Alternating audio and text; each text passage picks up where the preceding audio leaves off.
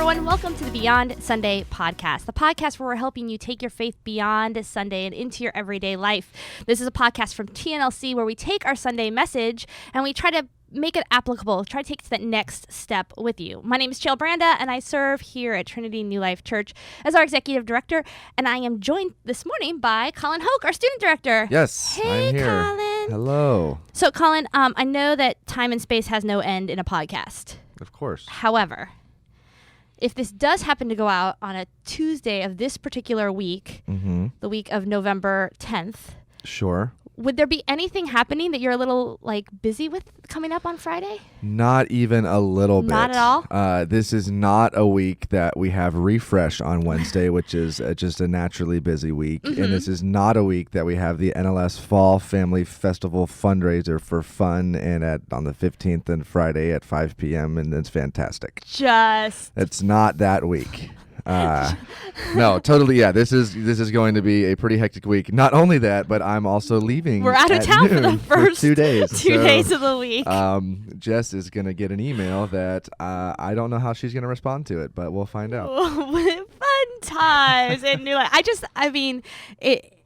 It's one of those areas of I don't know that people understand with ministry all of the way we book things. So we intentionally had the Garrards here because we're getting ready to go to this staff cluster. So it's the busy weekend into a Sunday into we're gone for 2 days. And then, but your week just it was just amazing when I came in. I was watching you editing the video, your announcement video. And I just thought, oh yeah, it's refresh week for Collin too. I was like, fun. So I'm glad that you took time out of your incredibly insane schedule. For those of you who are faithful faithful to our podcast, know that Clay and I questioned whether you listened to the podcast or not. And so you're like... That was infuriating, by the way. I was listening to that on the way home, and I was like, how dare them So we both got a text message. We didn't say anything to you about it. And then we got a text message that was like, yes, I listened. Thanks, guys. And it was the best.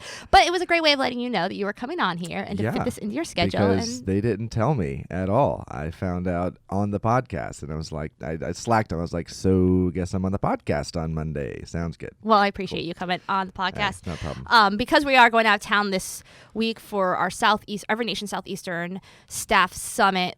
Clayton and Kelly had gone up early for the lead pastor and wives portion of the week. And then we get to come in to join in with all the other staffs from the Every Nation churches in the Southeast. So... we got to have Brent and Carla Garrard this weekend. Yeah, phenomenal. The whole weekend, not just Sunday. Yeah. So we had a real marriage weekend on Friday and Saturday, and they were able to come and impart into us on Friday night kind of the biblical foundations and the covenants of marriage and how God views that special relationship. And then on Saturday, we got very practical in the morning, talking about just the emotional needs and things that really make us what they called love busters, or things that will break the way that we receive love, the way we feel love. And really looking at just from that aspect. And then in the afternoon, just after lunch, we were able to take a little bit of time and hear from two parents of 5 kids who range from 9 to 19.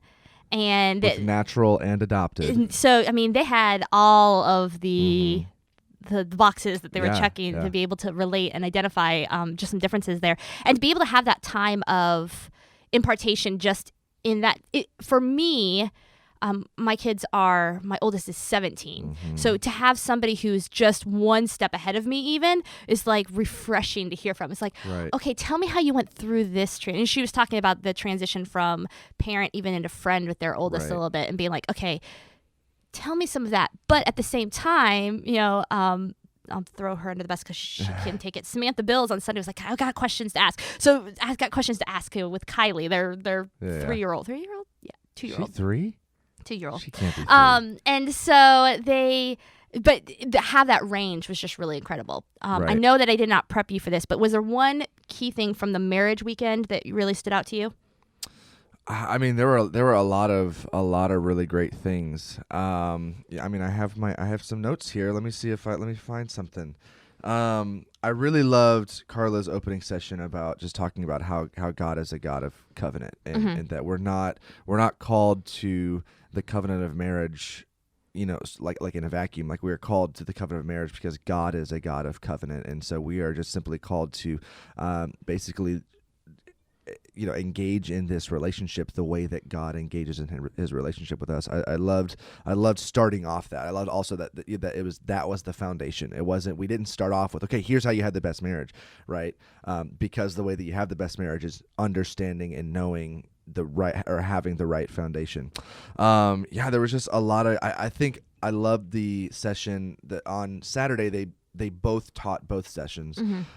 So the session talking about emotional health, I think, was really good for me. It was really helpful for me.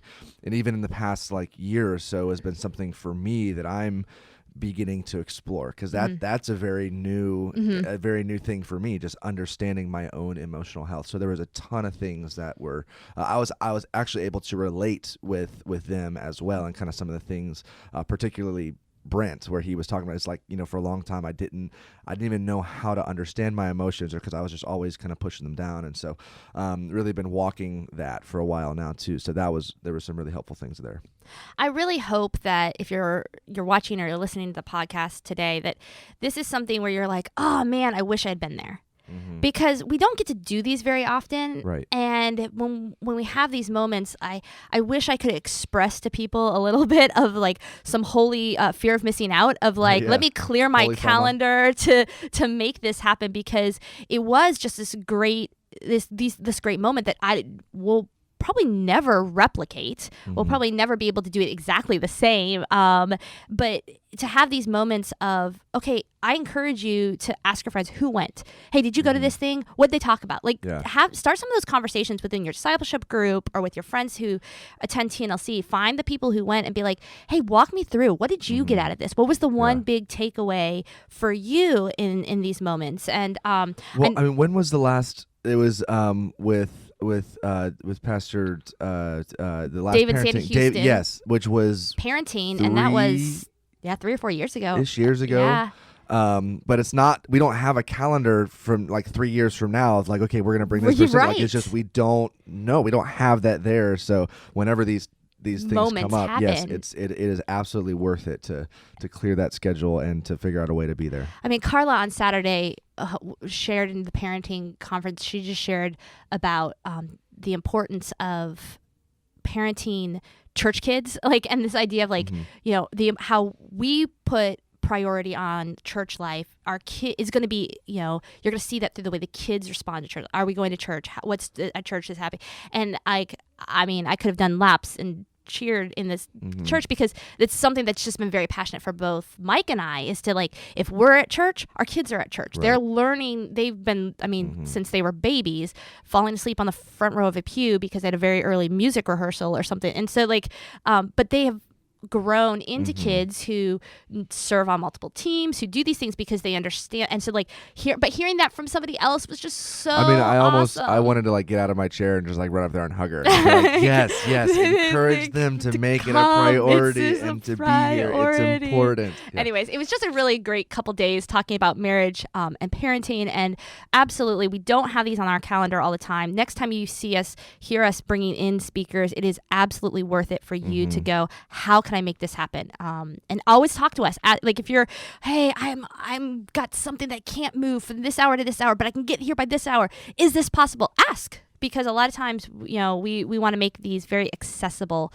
for everybody. Right. So, but then we got to keep them around for a Sunday morning. And Brent was saying that this is the first time both of them, or only the second time in history. Well, second time he's preached at another church on a Sunday.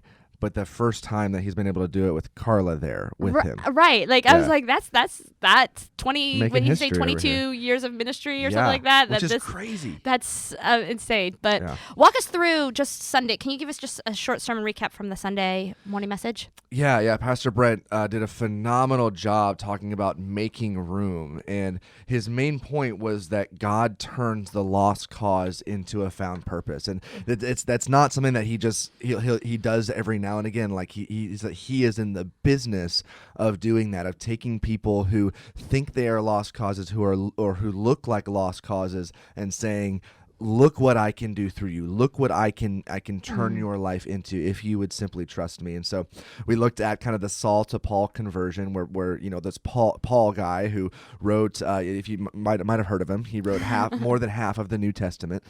Pretty foundational character in the Bible.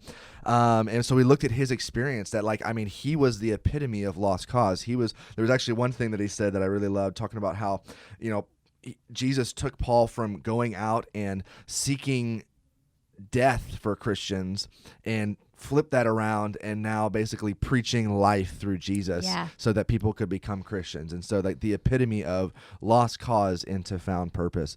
So if that's true, if we serve a God who specializes in lost causes, then for ourselves, we need to understand and we need to believe, I can't be a lost cause. If I trust Jesus, if I ask God to work on my behalf, then we can't be a lost cause. We are then. It is impossible for us to actually be a lost cause. We are a found purpose because we serve that God. And then even more than that, we also don't view other people as lost causes. Yeah. In fact, we make room. We open our arms to anyone and everyone, because with God there is no possibility of having a lost cause. Everybody is a found purpose. And so I loved actually the way he defined hospitality. I don't know if you're going to steal this for your team or not, but true biblical hospitality is making room for others in God's house. The idea of we're going to make room without partiality, whoever, wherever, whenever. We want you to come and understand that God has a purpose for your life, and there's no way you could be a lost cause in that. Yeah, Pastor Brent, two major things that really I've been just dwelling on in the last 24 hours was really one, the idea of how Barnabas played a role in this conversion, how Barnabas came alongside of Paul, was willing to be I know who he's been. I see what God has done. I'm willing to put my arm around him and put myself out there. And it's just that reminder as a Christian, how often it's easy for us to want to demand fruit from people before putting the stamp of approval. Right. I mean, we do this even amongst in ministry and things. So is this person ready for this yet? Is this and Pastor Clayton's always really challenged me in the hey, but what if they do push them into let's assume that the fruit's going to come, and I'm yes, I got to remember that yes. And how we look at people coming into the church with hope for what God is poured into them and how God has changed them, and seeing these things. And then you look down the line and you're like, wow, I'm really glad that I was able to help launch them into deeper moments with God and these types of things. And obviously then this went into where Pastor Brent used the Kanye example. And Clayton and I talked about that on the podcast last week. And one of the things I had, because you listened. I did. I do. One of the things I had said was, one of the things I had said, it's only because, never mind.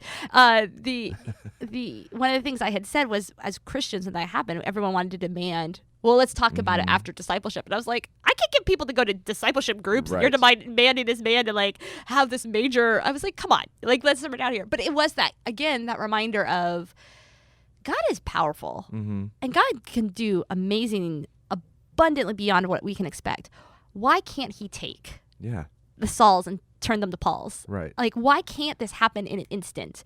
And why do we, in our physical nature, we get so concerned about the hurts and the mistakes and these things that becomes the thing that we dwell on in our history or in our past, and we don't dwell on but God's going to move mightily. Right. This might be don't you want to be a part of the miracle?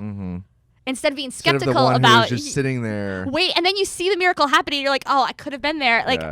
No, I don't want that. I think that's one of the things that, as somebody in church ministry, and we are dealing with new Christians and people coming in faith, that is something that I always, in the back of my mind, and I just, again, listening to Pastor Brent talk about this yesterday, was I want to be the person that helps with the miracle. Right. I want to be the person that's there in these moments that maybe it doesn't happen every single time, Yeah. but it's still worth it for me for the one time. Well, I mean, Paul says that love believes all things, right? Which is Right. obviously not. That's not saying that love believes everything, right? But it's simply saying. It sounds like to me he's saying love believes the best in every situation, right? So I'm gonna look at a situation like Kanye. Sure, I'm gonna evaluate a little bit.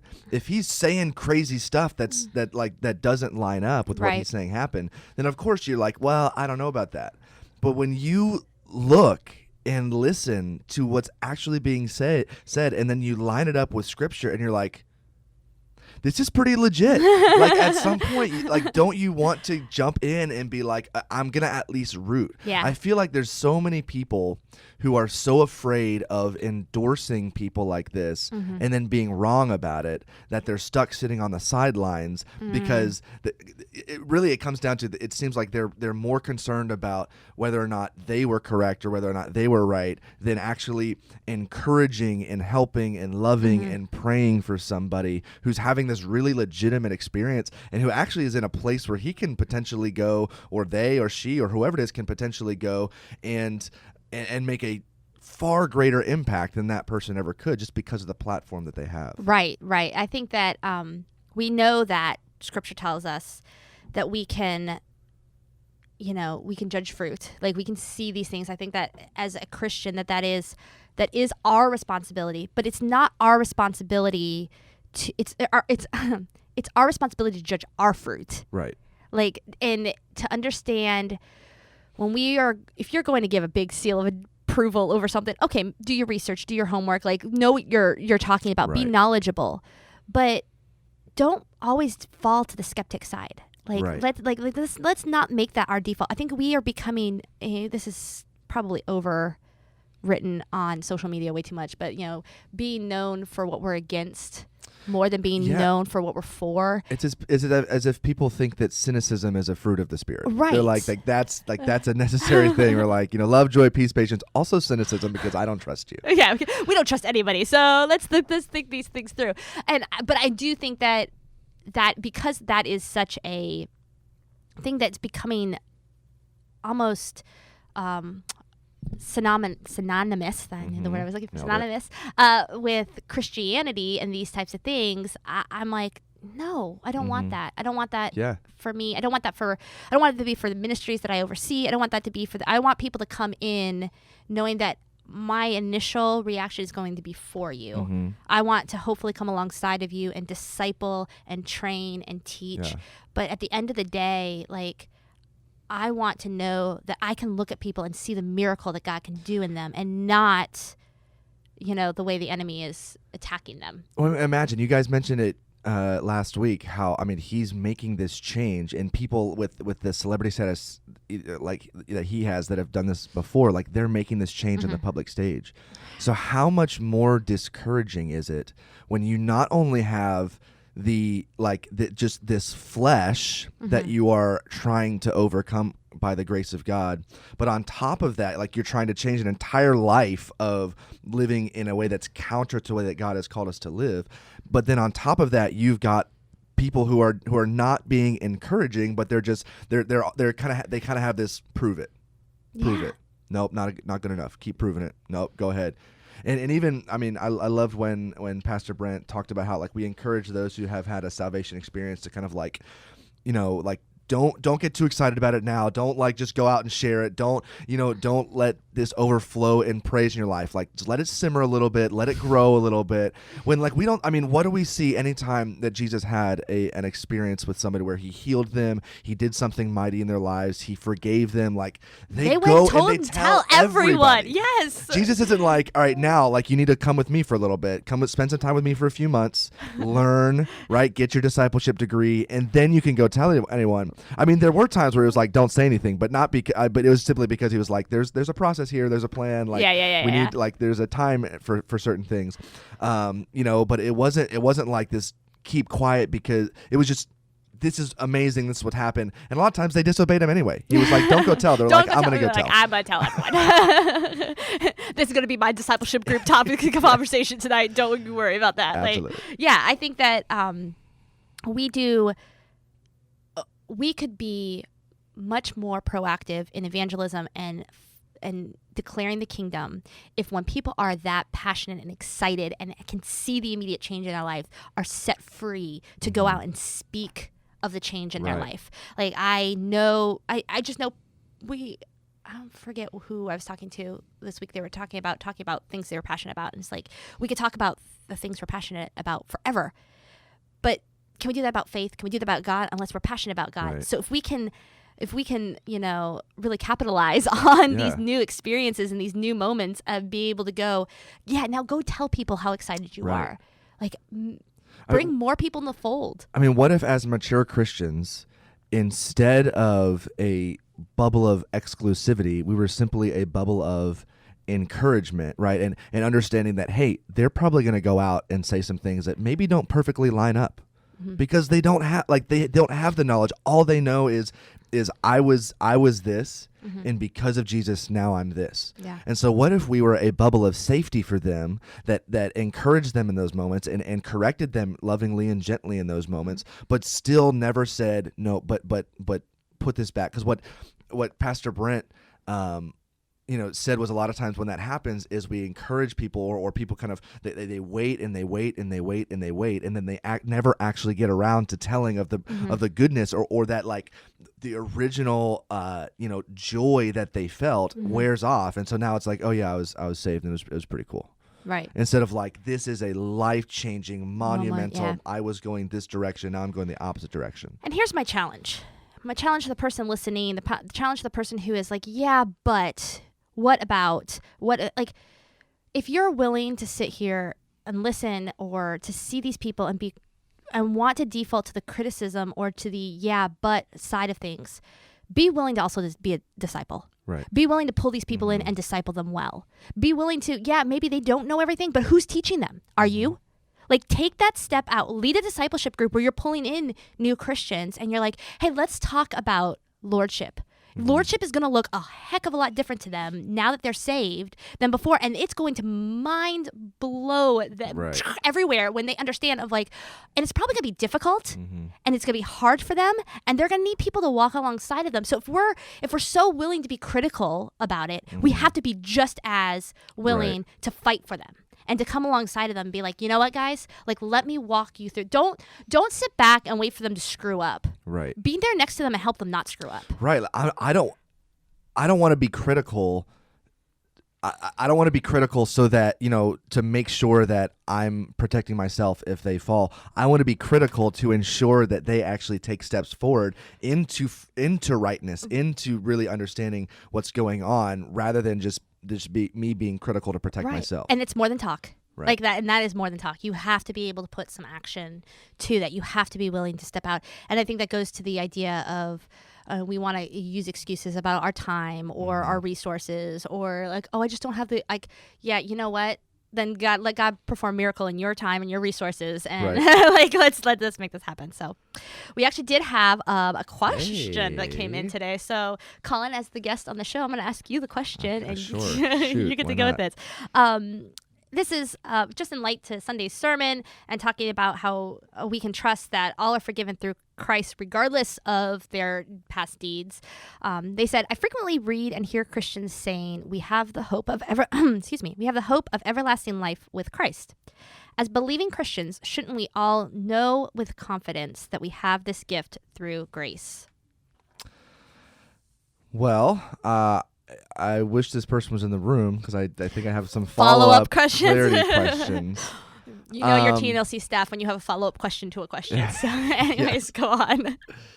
Yeah, I think this question can go in a few different ways. What immediately jumps out to me is maybe how is this person defining this idea of hope?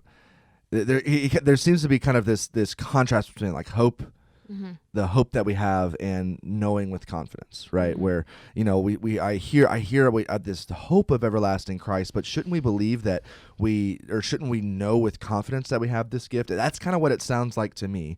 And so if that's the case, if that's kind of the question, then I would say that I don't know that.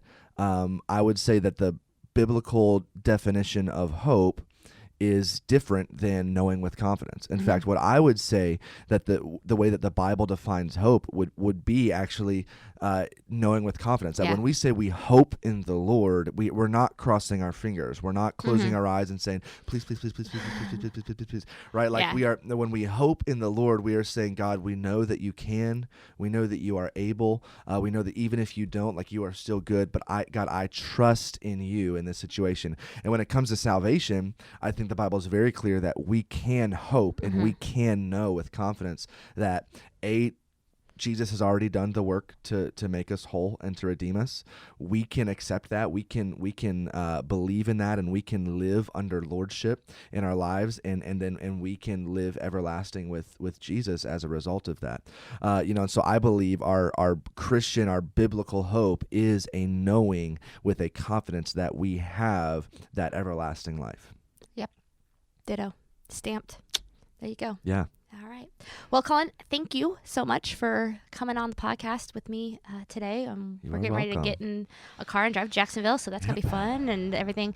You can, don't forget, you can follow us on all the socials at Trinity New Life on Instagram, Facebook/Trinity New Life. You can do that stuff there. If you have any questions about either what we talked about today on the podcast or with any of our messages going forward, you can always email us, podcast@trinitynewlife.com. And we're on YouTube, so like, subscribe.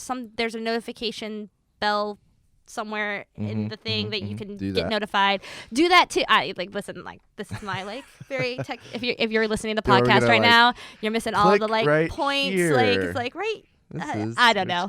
Listen, I'm taking all of our footage, the audio and the video to Clayton today and be Clayton, this is your problem now. Because Thanks, buddy. I haven't learned that trick yet. So thanks so much, everybody listening to us. We will be back next week with the last week of our reappearing series. You're not going to want to miss that podcast episode or that Sunday morning. Really amazing way of wrapping up this series that we've been in. I cannot wait. Hope to see you all there. Also, make sure you come to the NLS Fall Family Festival fundraiser on Friday at 5 p.m. It's here. It's going to be so fun. Fantastic. Talk to you guys later. Bye.